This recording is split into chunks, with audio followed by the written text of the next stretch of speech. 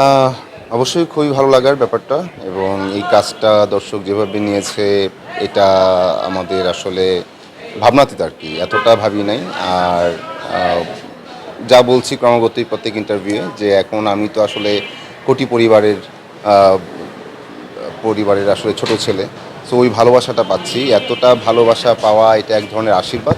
এবং এই আশীর্বাদ নিয়ে সামনে আরও ভালো কাজের সাথে থাকার চেষ্টা থাকবে, যেন সেই সুযোগ হয়। আর মিস করব, এই দর্শকদের মিস করব। ওনারা এতদিন যাবত এই কাজটা নিয়ে যে আগ্রহ দেখালেন এবং যে ভালোবাসা জানাচ্ছেন প্রত্যেকটা চরিত্রের প্রতি, তাদের যে ভালো লাগা, যে কি বলবো, যে তারপর তার কি হবে, ওর কি হবে, এই কি হবে, গল্প কোথায় যাবে, গল্পটার প্রতি। এবং আহ, এই যে সব মিলে একটা বিশাল আমেজ 7 মাস যাবত, এটা একটা আহ, মানে এটা আমাদের গল্প একটা উৎসব হয়ে গেল আর কি। তো এটা মিস করব। আর মিস করব যে আহ, আমার পরিবার এখানে পেলাম, এটা আমাদের এই গল্পের। আমরা 7 মাস শ্যুট করলাম, আমাদের মধ্যে একটা দারুণ বন্ডিং বলেন বা সম্পর্ক বলেন, কার কী অবস্থা, কে কী করছে, এই যে কত কী আলাপ আমাদের এখানে। সো এইটা একটু মিস তো করবোই, কারণ এই পরিবার থেকে আমরা যখন এটা শেষ হচ্ছে, আমরা নানাজন নানা কাজে ব্যস্ত থাকবো হয়তো বিচ্ছিন্নভাবে। তো এই আবহটা অনেক বেশি মিস করবো রাজভাইকেও। আর আশা রাখি রাজভাইয়ের সাথে আবার সামনে কাজ হবে, রাজভাইয়ের সাথে তো কাজ হবেই। কিন্তু এই সবাইকে মানে আমার পরিবারের ফাহাদ ভাই, সায়রা ভাবি বা মেহেরিন বা ফারহানা, ফুফু, ফুফা, বাবা, ওনাদের সাথে আবার এরকমভাবে যদি আরও দীর্ঘ সময় থাকতে পারতাম আরও বেশি ভালো লাগতো। মানে জার্নিটা ভালোই লাগছিল আর কি। হ্যাঁ, আমার ছোট বোন আছে একটা, বাট আমি 2 ভাইয়ের মধ্যে আমি ছোট। না, এরকম না, আমি ছোটোবেলা একটু আমার বড় হওয়ার পর মনে হয় যে আমি একটু অদ্ভুতই ছিলাম। মানে তেমন কোনো চাহিদা ছিল না, এখনও নাই খুব একটা, যে বা চাহিদা যে ছিল না তা না। মানে মনে হতো যে লাঠিম কিনবো আমি বড় হয়ে, যখন চাকরি করব তখন কিনবো। হ্যাঁ, মেলায় যাব, মেলায় গিয়ে কিছু নিয়ে আসলাম, আম্মা কিছু টাকা দিয়ে দিল, কিছু কেনাকাটা করলাম, তারপর অনেক কিছু পছন্দ হচ্ছে। মনে মনে ভাবতাম এগুলো তো টাকার জন্য নিতে পারছি না, বড় হয়ে যখন চাকরি করব তখন আমি কিনবো। মানে এরকম ছিলাম আর কি। সো কোনো কিছু থেকে বঞ্চিত মনে হয় না, বরং আমি খুবই লাকি যে আমার পরিবার নিয়ে, যে এই পরিবারের আমি ছেলে, এবং তাদের ভালোবাসায়, আদরে, স্নেহে, শাসনে আসলে আমি খায়রুল বাশার। সো আমি মনে করি যে আল্লাহ আমাকে আশীর্বাদ হিসেবে আমার পরিবারকে দিয়েছে। এবং আমরা 5 ভাই বোন, এবং আমরা যখন ছোট ছিলাম তখন তো একদম বাড়িটার মধ্যে অনেক বেশি কোলাহল থাকতো, অনেক বেশি ধরেন আমাদের কিচিরমিচির বলা চলে আর কি, এইরকম থাকতো। এই কথা বলতেছে, ওই কথা বলতেছে, ভাই কথা বলতেছে, বোন কথা বলতেছে। তো এখন সবাই মোটামুটি সংসার, চাকরি, সব কিছুতে ব্যস্ত। তারপর আমরা যেই ওকেশনগুলো থাকে সেই সময় এক হই। তো সুন্দর, আমার পরিবারটা খুব সুন্দর এবং আলহামদুলিল্লাহ। হ্যাঁ, বাস্তব জীবনের প্রভাবটা রয়ে যাবে। আমি আমি যেমন বলছিলাম যে আমি কাকে বেশি মিস করব, আমি বলছিলাম যে ফাহাদ ভাইকে, কারণ ফাহাদ ভাইয়ের সাথে আমার রাগারাগি চেঁচামেচিটা একটু বেশি। মেহরিনের সাথে অবশ্যই, মেহরিনের সাথে তো আমার পুরো টোটাল জার্নি, তো ওকে মিস করব এটা তো খুবই স্বাভাবিক। তো এর বাইরে ফাহাদ ভাইকে মিস করব। আর কেন যেন আমার বাবা চরিত্রটা আমার প্রচণ্ড পছন্দের আর কি। তো বাবাকে মিস করব এবং সবাইকেই মিস করব, ফারহানাকে মিস করব, ফুফুকে মিস করব, ফুফুর নীতি কথা মিস করব।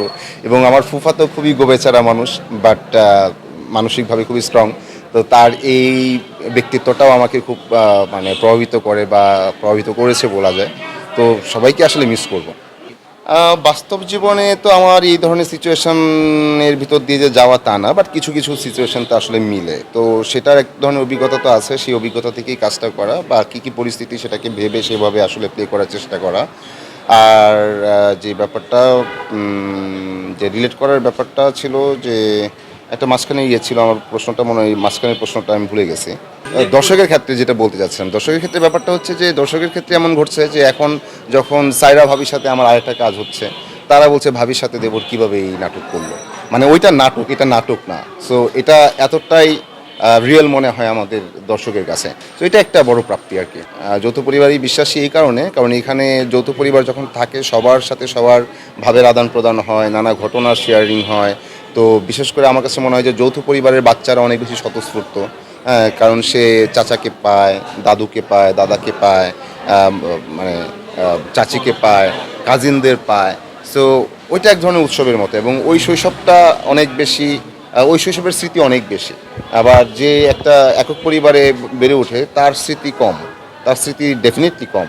তো ওইটা থেকে বঞ্চিত হয় আর কি শিশুরা। এই কারণে আমি চাই যে যৌথ পরিবার আমি আসলে পছন্দ করি, যে যৌথ পরিবারে সবার যেই বোঝাপড়াটা হয়, এটা একটা বড় রকমের অভিজ্ঞতা আসলে। হ্যাঁ, রিয়েল লাইফ বলতে আমার এই যে বললাম একদম তাই, এটা তো বাবাকে বলা যায় না বা বলতে পারি নাই এখন পর্যন্ত। আর বাবারা দেখা যায় যে সবসময় বাবা আমার এমন একটু চুপচাপ থাকে, তো দেখা যেত যে আপনার কোনো একটা ভুল হলো আম্মা বলতো তোর বাবাকে বলতেছে। তা আম্মা তো আসার পরে আপনার ছেলে এই করছে সেই করছে সেই করছে, আমার বাবার একটা সুন্দর ডায়লগ ছিল সবসময়, হ্যাঁ, যে পণ্ডিতের ভূত দেখতেছি তরে, হ্যাঁ, রেজাল্টটা আসুক। এছাড়া আব্বা কখনোই শাসন করতো না, আর কিছুই বলতো না, এইটুকুই বলতো। আর এইটুক যে আমার মধ্যে কি ভয় তৈরি করতো যে রেজাল্ট যদি খারাপ হয়, অথচ রেজাল্ট আসার পর এটা আব্বা দেখতোও না, যে ঠিক আছে এরকম। তো এই ভয়টা তো ছিল। তো আব্বাকে অনেক বেশি ভালোবাসি, অনেক বেশি ভয় পাই এখনও। সেই কারণেই বাবাকে বলা হয়ে ওঠে না, কোথায় যেন একটা দেয়াল, বিশাল একটা দেয়াল থাকে। বাট আই থিঙ্ক বাবাও এটা জানে, সন্তানরাও এটা জানে যে বাবার প্রতি সন্তানের ভালোবাসা কতটুকু, এবং সন্তান তার বাবাকে কতটা ভালোবাসে, এটা আমার মনে হয় দুজনেই ফিল করতে পারে, বলতে পারে না আর কি। আমার পরিবারের তো সবাই দেখে, বোন দেখে এই কাজটা, ভাই ভাবি দেখে, এবং আমার বড় বোন দেখে, দুলাভাই দেখে, তারা নানা সময় আমাকে বলে তো এখন কি হবে, এটা কি, আমি একদমই বলি না।